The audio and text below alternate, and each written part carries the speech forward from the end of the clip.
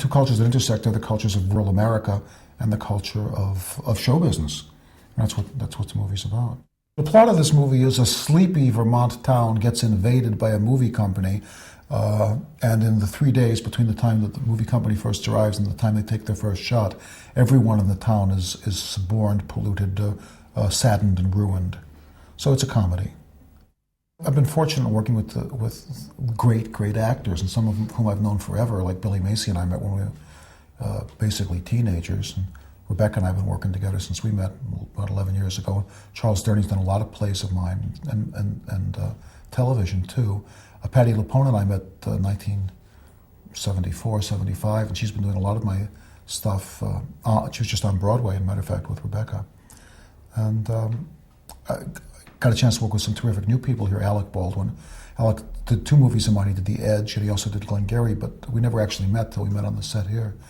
And Sarah Jessica Parker's first time we worked together. And Philip Seymour Hoffman, I've been admiring his bizarre and magnificent work in films like Boogie Nights and Happiness and Patch Adams. And we just had a wonderful time, a lot of fun. I think this movie was a lot of fun to make, and I don't know if it's fun to make because it's a movie about a movie, as much as it's fun to make because I think there are a lot of great comics in the movie. I mean, just superb comics, and there are a lot of gags. I mean, so that's why it's fun to make. It's different than a schleppy drama, which may be very interesting, but it's a lot of fun. The nice thing about making a movie is that everything that happens is fairly predictable. The course of everything that occurs is fairly predictable. Because it always happens. It always happens that you're fighting the weather. It always happens that there's clashes with the local. It always happens that there's some personality differences on the set. It always happens that you have to improvise. And the director is always juggling plates. And just when you get the 7th plate spinning, the 1st plate is wobbling and falling and you're going back to the beginning. So it's like a marathon. If you can finish and you get everything in the can and you're not dead, that's a great achievement. Somebody once said film is a collaborative business, and I said, again, it's only half the story. The actual phrase is film is a collaborative business, bend over.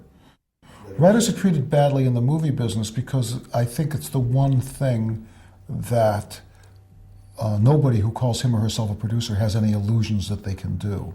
They have an illusion that they might be able to direct. They have an illusion they might be able to act. Well, those things are probably untrue, but nonetheless, it's an entertainable illusion, but I don't think any producer has the illusion that he or she can write.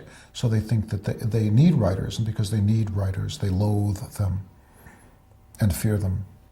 Well, I drew on a lot of my adventures in Hollywood to write the movie. My adventures as a whore, and also as a director, and the Joseph White character is to a certain extent based on my experiences, as is the Billy Macy character, the director character.